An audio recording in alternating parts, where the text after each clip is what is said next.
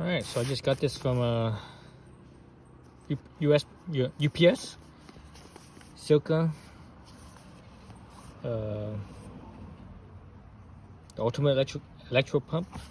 So they got they have two models. They have the smaller one and the bigger one. This one is the bigger one, and you know, I caught the Silca video, YouTube video, just as they uploaded it. so I watched it, and oops, it's all ripped up now.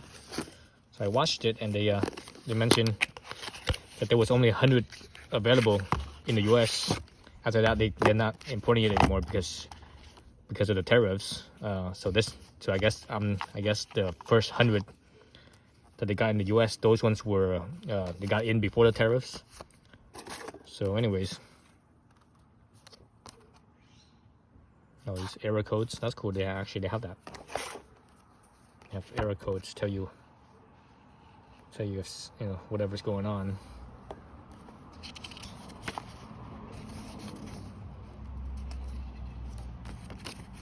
Owner's manual, looks like a little sleeve. Oh, that's kind of neat. I think this sleeve the idea is kind of neat, but you know, it's just a little plastic bag. So I think it's kind of, I would guess it's kind of useless.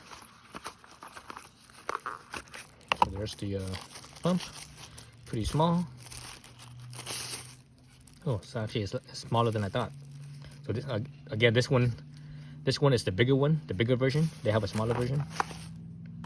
Let's see here. All the cables. Let's see. I even have a little. I'm not sure why pump makers still send this stuff, especially for a pump like this. You know, I guess so. So there's the for a ball, right? For a ball, I guess. Not sure what the O-ring is for. Is the O-ring supposed to go around at the base of the threads here? I'm not sure. There's another O-ring right there. Yeah, I guess it does go at the base of the thread. So this one is for a Schrader valve. Here's the charger, USB-C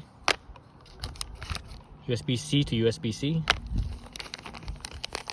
And this, I believe, is the Presta valve. Yeah, this is a Presta valve. So you just straight shot through. You see, there's nothing in there. So that's the Presta valve.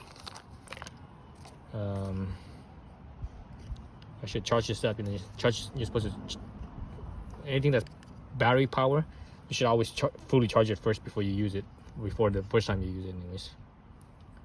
High temp nozzle.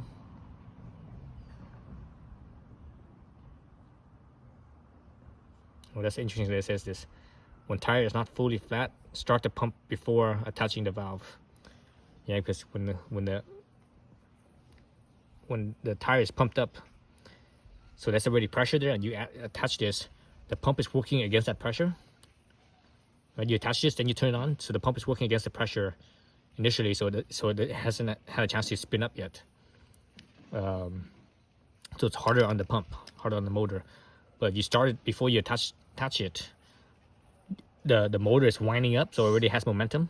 So when you attach it, and it works. So that's I find that to be true too. I have like little smaller pumps from you know, for like a car. You know how you have that spare. You know, because nowadays cars don't have a spare tire anymore, right? So they have that little pump kit. So I have one of those pump kits, and I find that when the tire is more higher pressure, if you plug it in, then turn it on, you know, you attach the pump to the tire, the valve, then you turn it on, it doesn't want to pump.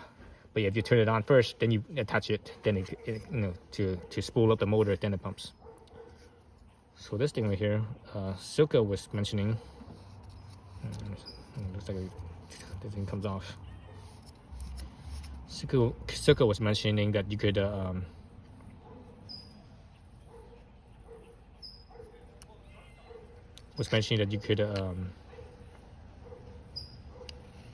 what was I saying again? I forgot now. Oh no, yeah, so they mentioned they didn't want a whole bunch of stuff that sticks out very much, so this right here is the minimal, so that way it's a little bit more compact.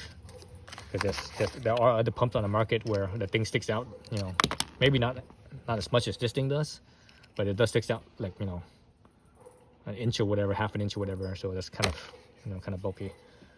Let me grab my saddlebag and see if this thing fits underneath it or not. All right, so here's my saddlebag. So this is a Topique. These are the smallest saddlebags they make, basically. This is the older style. And realistically, I only use the saddlebag for holding my keys. So you look at the pump, and remember this is the bigger of the pump. You know, they have a smaller one. So this looks like it fits. Look at that. Nice, very nice. So there's still a little bit extra space in there, you can see. So I can still fit my keys in there. So that's great. That's a good thing. All right. It's a USB port, charger. Let's turn it on real fast. I think that's the on button. Let me hold it down. There it goes. Looks like it's mostly charged. I think that's the power supply. Oh, that was the see it flash at 100 psi. So that's the psi setting. So let's bring it down. No, I'm mountain bike, so since I have the foam inserts, the tire inserts, I use 20 in the rear and no, 19 in the rear. I use 19 in the rear and 17 in the front. So let's set this down to 19. And this thing is supposed to be the accuracy of this is supposed to be give or take 1 psi. So that 19 could be 18 or it could be 20, but then same thing could be said about the 17. So no matter what the case, you know, it's going to be 2 psi difference, either up or down. Because for example, if I'm at 19 and let's say it's up 1, it'd be 20. Then when I set it to 17, it's also going to be up 1. You know, it doesn't make sense that it'll be up 1 then for one setting and down 1 for another setting. You know, that doesn't make sense. Usually if it's one direction, it's, you know, up, then it's up both, you know, the whole time, or it's down the whole time. So it's, you know, within that 1 psi. So let's see. I wonder if this thing turns off by itself. It probably does. You believe it for a little longer. Holy cow. That shocked me. Holy cow, that thing is like, I felt the pressure too. I felt the pressure. My hand was right here, and I felt it blow out real fast. Holy cow, that was strong. That was really strong. Yeah. Wow, I could really feel that pressure. Holy shit, that was really strong. This thing is like, how fast it buzzes too. It's like, holy cow, this thing is like really strong.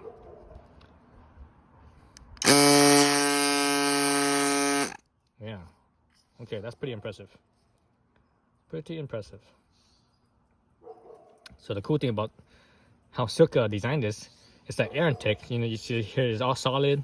This side's all solid. Well, obviously there's the actual hole, but everything's solid. So you're like, oh, where's the intake? The air intake is right here. It's the USB. So because they made the USB as the air intake, that also cools down the electronics. All the electronics is in here. It goes through and it cools down the electronics. So it's not just the intake, but it cools down the all the you know, the pump and everything before it actually gets to the into the pump itself. So that's pretty cool. Anyways, I wanted this head like this, the way it is. You could also pump it without having to attach one of these things. Actually, let's look at that real fast. In here, it looks like you could, because no. Take this off. You can actually see the insert. So there's the insert right there. So this side is the Schrader valve. If you flip it to this side, that's the Presta valve. All right, and this little, there's like a little rubber whatever in here as well. But yeah, well, the case it was like that. I think it's set as a, I believe it's set as a, it's set as a Schrader, excuse me, a Presta valve right now. But let's look at the instructions real quick. See what they say. Let's see. Watch out, it gets hot. Yes, it does. Air compressor. Oh, okay, it says no to direct for TPU inner tubes with resin valves.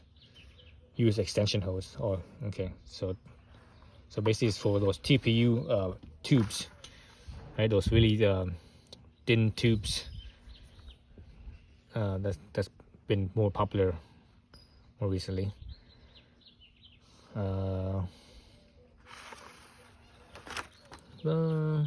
Okay, so yeah, so direct use, yeah, so you could use it without for pressure valve directly, but if you want to run it for a Schrader valve, you need this adapter. But as is, it's, you know, you can run it directly. So that's what I thought. That's what I figured.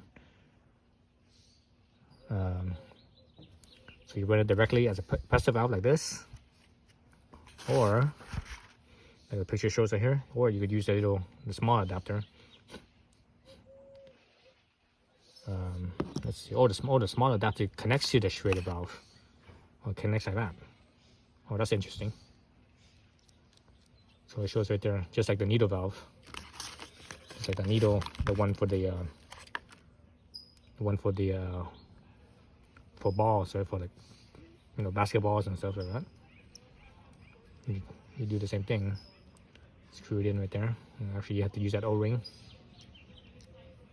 Actually, this needle valve is actually nice. It's much nicer quality, higher quality than the typical needle valve that you get from most pumps that you buy. So that's kind of nice. Let's stick those back in there. So I really don't have a need for any of these, because, you know, because bikes for the most part are pressure valves, not Schrader, right? Unless you have a cheap bike and it's a Schrader, but for the most part they're pressure valves. Because I could just leave this in here as well. I think that's it. Nothing else to see. I suppose I could stick this on the bike and pump it up, but yeah, let's do that. Let's get the bike out and let's try pumping it up. So this is my Specialized chisel. So this tire feels pretty hard to begin with, so and it's been in the shed all day, so that means it's kind of warm in here. So let's set this thing to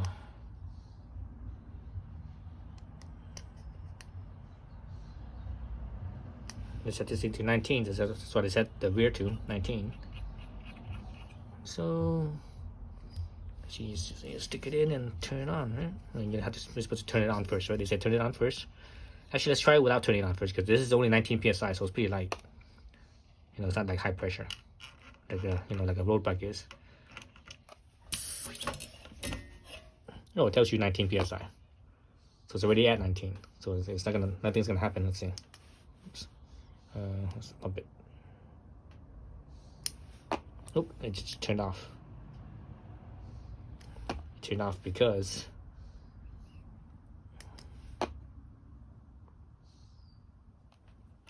oops. So that's not gonna work because this thing's already low. So actually, let me deflate it a little bit. Deflate it a little bit. All right, so I'm at 19. So let's try that.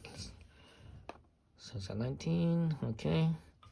Let's try it without turning it on first. So it's at 16 now.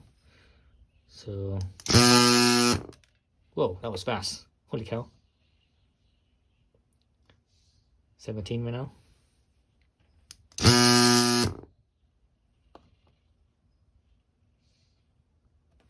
Still 17.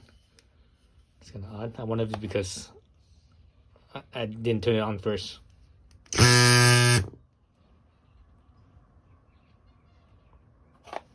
That's what I'm thinking, because I didn't turn it on first.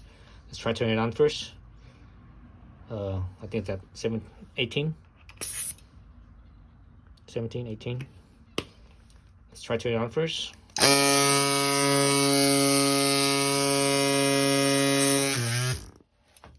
Oops.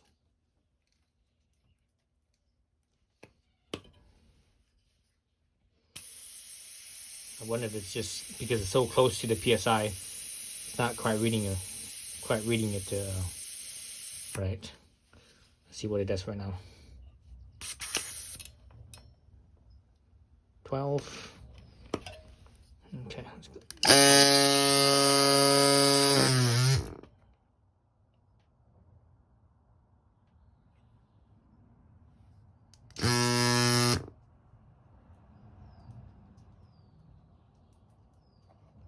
I wonder why it's reading like that. I'm wondering if this thing is so fast that it's not able to be as accurate, or it's just pumping faster than the air could go through. Again, remember I have the tire insert and all that stuff kind of restricts airflow.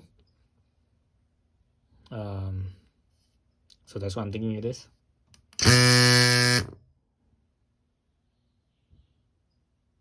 Yeah, I think that's what's happening. All those stuff is restricting the airflow, so it's actually reading higher than it would. So it needs a chance to equalize, to stabilize.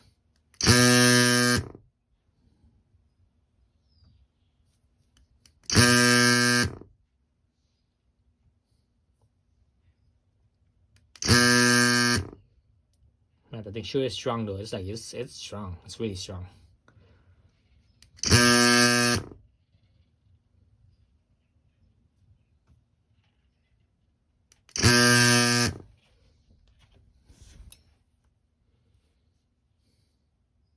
So I think the good thing with this is that, especially if you're pumping it up when it's a lot softer, versus when it's close to being its full PSI, it would be a lot better.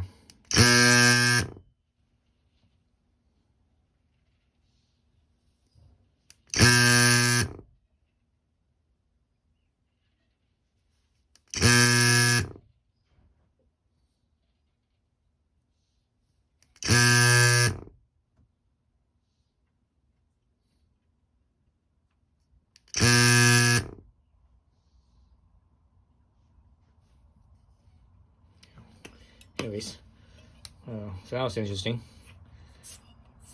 Again, I think it's because I have the tire insert, and the tire insert, the foam, where the valve is, the foam is it's like right there.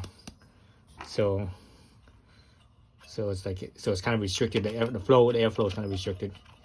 Let's see how strong this valve is. Let me turn this around. You can see all the leaves. Right, all the leaves are here. Right, let's turn this on and let's blow. Let's see how strong of a blow this thing is.